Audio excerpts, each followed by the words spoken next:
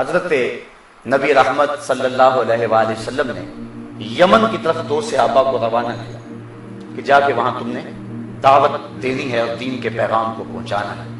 تو جب وہ رخصت ہونے لگے تو حضور نے ان کو جو نصیحت کی وہ یہ تھی، یسرا ولا تعسرا وبشرا ولا تنفرا، کہا سہولت اختیار کرنا، سختی نہ کرنا، بشارت دینا، لوگوں کو بدظن نہ کرنا، نفرت نہ دلانا۔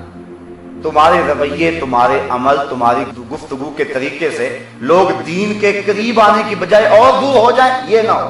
تم نے بشارت سے، نرمی سے، محبت سے، پیار سے ان کو اپنے قریب کرنا ہے۔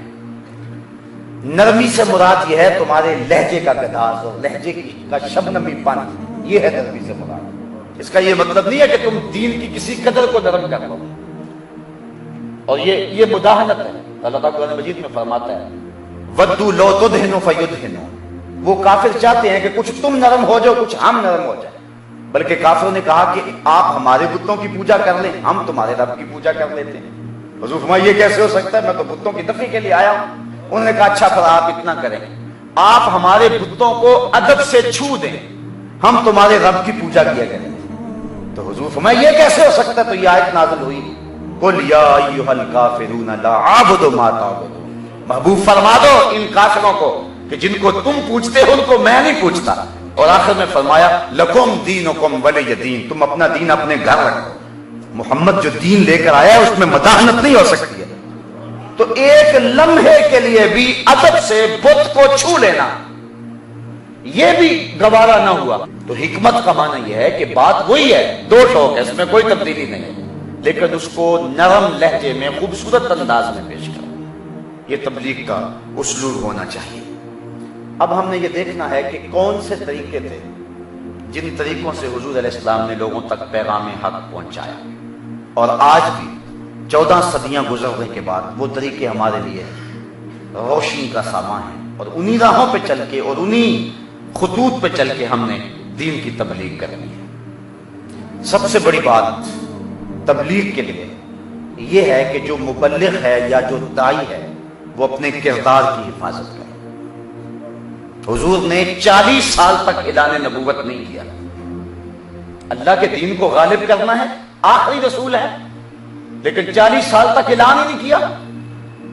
اور 40 سال کے بعد کہا لوگوں اگر میں کہوں پہاڑ کی اس جانب سے ایک لشکر آ رہا جو تمہیں کچل دے گا تو کیا مانو گے؟ انہوں نے کہا نظر نہ بھی آیا ہم کہیں گے ہم اندھے ہیں تم سچے ہو، اتنا یقین ہے۔ تو کہا پھر مان لو اللہ ایک ہے۔ تو کچھ تو بدبخت تھے جنہوں نے کہا تباً لک ھنالک سائر الیوم الہذا جمعتنا، اور کچھ سوچنے لگے اللہ اکبر۔ پھر کسی نے کہا کہ آپ اس بات کی سچائی کی کوئی دلیل دیتے ہیں؟ کہا تمہارے اندر میں نے 40 سال نہیں گزارے، بتاؤ کبھی میں نے جھوٹ بولا۔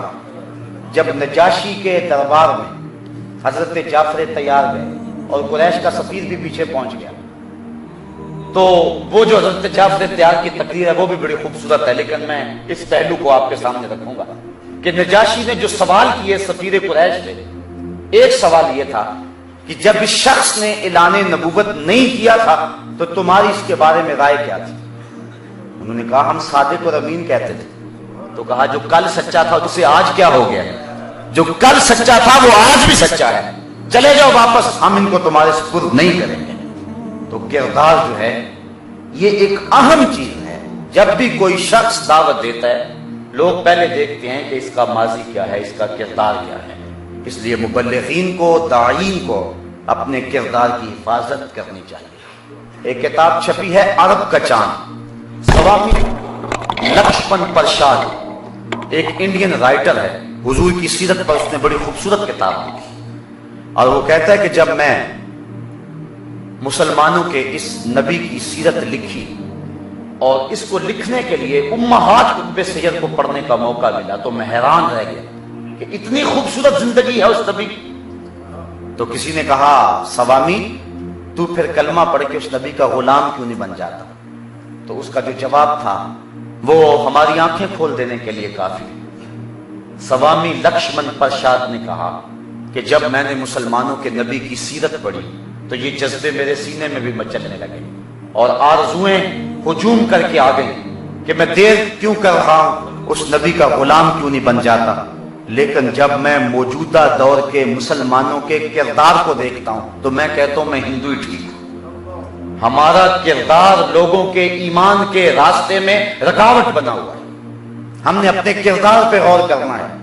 لوگ اس بات کو دیکھتے ہیں، اللہ اکبر، جب کردار میں چمک ہوگی تم گفتگو نہیں بھی کرو گے، پھر بھی تمہارے سامنے بیٹھنے والوں کے دل سے زنگ اترے گی۔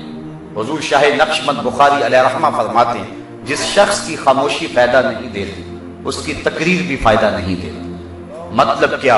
جس کے کردار کی چمک من میں اجالے پیدا نہیں کرتی، اس کی گفتگو بھی اندر کے گند نہیں کھرچ سکتی۔ اس لیے سب سے پہلی چیز اپنے کردار کو بلند کرنا اور کردار کی حفاظت کرنا۔ آج ہمارا کردار لوگوں کے ایمان کے راستے میں رکاوٹ بنا ہوا ہے، اور ایک زمانہ ہے کہ حضرت محمد بن حسن الشیبانی کا جنازہ اٹھا، لوگ دھڑا دھڑ جنازے میں شریک ہو رہے ہیں۔ یہودی عیسائی بھی بصرے میں رہتے تھے، کہا چلو مسلمانوں کا امام فوت ہوا ہے، تم بھی آخری رسومات میں شامل ہو جاؤ۔ لوگ شوق و محبت کی فراوانی میں آگے بڑھ بڑھ کے جنازے کی چارپائی کو کندھا دے رہے تھے۔ کسی عیسائی اور کسی یہودی کے خیال میں آیا کہ یہ اعزاز ہم بھی تو حاصل کریں۔ ہمیں تاریخ بتاتی ہے کہ جو بھی آگے بڑھا اور امام محمد کے جنازے کی چارپائی کو کندھا دینے لگا تو جو ہی اس کا کندھا امام کے جنازے کی چارپائی کو چھوا، لبوں پہ کلمہ جاری ہو گیا۔ ہماری زندہ لاشیں آج لوگوں کے ایمان میں رکاوٹ بنی ہوئی، اور ہمارے وہ بزرگ تھے جن کی لاشیں بھی لوگوں کو ایمان دیا کرتی تھی۔ یہ تھے وہ لوگ۔ حضرت عمر فاروق کا دور ہے، مسجد نبوی کا ماحول ہے۔ بعد میں آ کے آپ نے منع کیا عورتوں کو مسجد میں آنے سے، پہلے آیا کرتی تھی۔ ایک نوجوان لڑکی مسجد میں آتی ہے، ایک لڑکا راستہ روک کے روز کھڑا ہو جاتا ہے۔ 2-4 دن اس نے دیکھا، پھر ایک نے روک کے کہا کہ تجھے کیا مسئلہ ہے؟ اس نے کہا کہ میں تیرا چاہنے والا، زمین و آسمان کے کلابے ملا دی، تجھے حاصل کرنا زندگی کا اولین مقصد ہے، تیرے لیے آسمان سے تارے توڑ کے لانے پڑے تو لے آؤں، دودھ اور شہد کی نہریں بہا دوں۔ اس نے ہنس کے کہا میری لمبی شرط نہیں ہے، زیادہ شروط نہیں ہے، ایک ہی شرط ہے، 40 دن تک حضرت عمر فاروق کے پیچھے نمازیں پڑھ لے، پھر اس کے بعد یہی ملاقات ہوگی، پھر جو تو کہے گا وہ ہوگا۔ اس نے کہا یہ کون سی مشکل بات ہوئی، 40 دن تو یوں گزر جائیں گے۔ 40 دن نماز پڑھتا رہا۔ 40ویں دن کی آخری نماز کے بعد حسب وعدہ وہ عورت وہاں کھڑی ہے۔ یہ نوجوان نماز پڑھ کے آیا اور نظر جھکا کے گزرنے لگا۔ اس نے کہا میں تمہارے لیے حسب وعدہ کھڑی ہوں، آج 40 دن پورے ہو گیا ہے۔ اس نے کہا کھڑی رہو۔ عمر نے دل کا تعلق رب سے جوڑ دیا۔ اگر میرے پیچھے کوئی 40 سال بھی نمازیں پڑھے اور پھر بھی نہ بدلے تو مجھے سوچنے کی ضرورت ہے کہ نہیں۔ 40 سال نمازیں پڑھتے ہو گئے، بوڑھے ہو گئے، پنکھا چلانے سے لڑ رہے ہیں۔ ایک کہتا ہے بلب بند کر دو، دوسرا کہتا ہے کہ نہیں اس کو ہم نے جو ہے وہ چلانا ہے، اور لڑائی ہو رہی ہے اور مسجد میں شور مچا ہوا ہے۔ سوچیں ہم اپنے کردار پہ توجہ دیں۔ کردار کی چمک انسان کی گفتگو میں اثر کا رس رکھ دیتی ہے، اور ایسی شیرینی اور شہد رکھ دیتی ہے کہ وہ اندر اترتا چلا جاتا ہے۔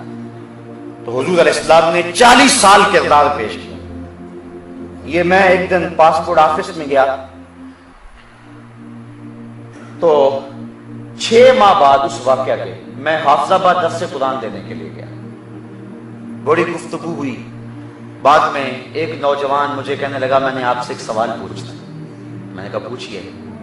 کہنے لگا 6 ماہ ہو گئے، میں پاسپورٹ آفس میں گیا تھا اور میں نے آپ کو بھی وہاں دیکھا، لیکن میں نے ایک عجیب بات دیکھی جو اس دن سے میرے ذہن میں کھٹک رہی ہے اور آج بہت زیادہ کھٹک رہی ہے۔ آپ کی گفتگو سن کے اور زیادہ کھٹکنے لگی۔ میں نے پوچھا کیا؟ کہنے لگا آپ آئے اور سیدھا اندر چلے گئے اور 2 منٹ کے بعد فارغ ہو کے چلے گئے۔ سارے لوگ لائن میں لگے ہوئے تھے، آپ کو بھی لائن میں لگنا چاہیے تھا۔ یہ دیکھیے لوگوں کی نظر۔ یقین جانے میں حیران ہو گیا اس کے سوال پر۔ خیر میرے پاس اس کا جواب تھا۔ میں نے کہا بیٹے میں نے کسی کا حق نہیں مارا، میں نے پہلے سے اپنا ایک ساتھی بھیج کر کے وہ نمبر میں نے لے لیا ہوا تھا، اور پھر میں اپنی باری پر اس نے فون کہا کہ بس آپ آ جائیں، 15-10 منٹ تک آپ کی باری آنے والی ہے۔